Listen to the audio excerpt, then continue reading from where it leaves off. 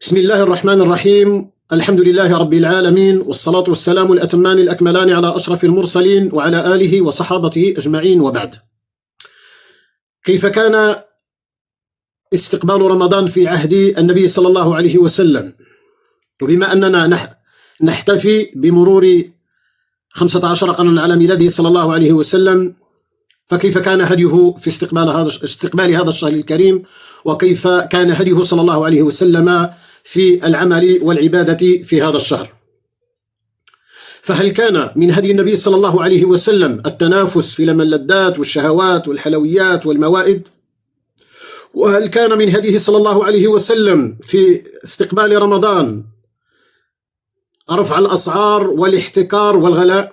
وهل كان من هديه صلى الله عليه وسلم السهر بالليل والنوم بالنهار وإضاعة الأوقات في القيل والقال؟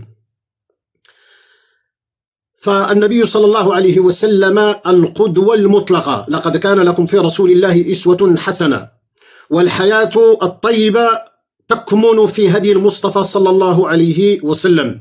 فمن هديه في رمضان التبشير بقدوم الشهر المبارك.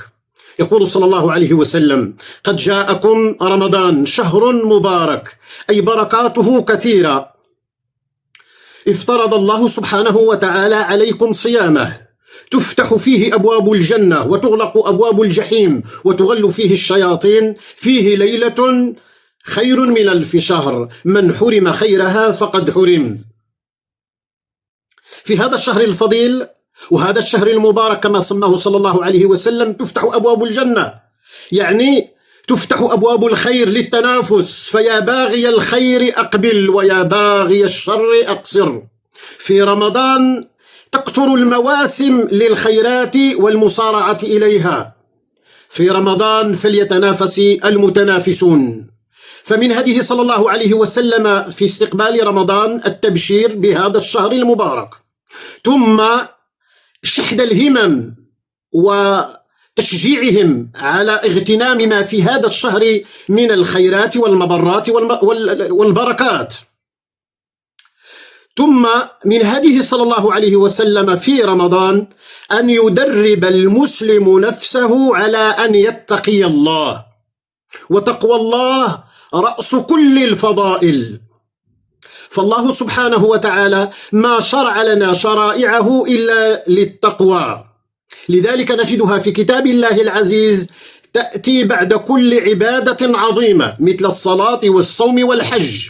فمثلا الشاهد عندنا في الصوم الله سبحانه وتعالى يقول: يا أيها الذين آمنوا كتب عليكم الصيام كما كتب على الذين من قبلكم لعلكم تتقون.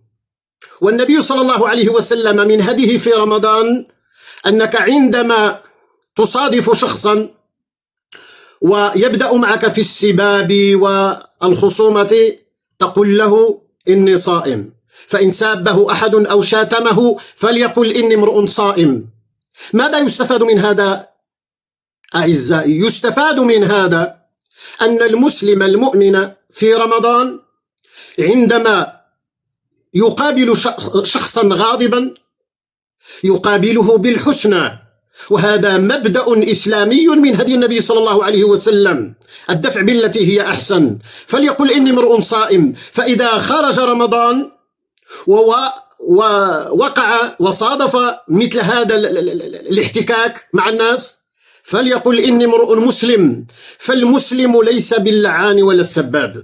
نسأل الله سبحانه وتعالى أن يدخله على الأمة الإسلامية بالخير والبركة ورفع الدرجات ونزع الأحقاد والغل من القلوب، وأن يثبت قلوبنا على دينه، إنه على ما يشاء قدير وبالإجابة جدير. وصل اللهم وسلم وبارك على سيدنا محمد وعلى آله وصحابته أجمعين، والحمد لله رب العالمين، والله أعلى وأعلم.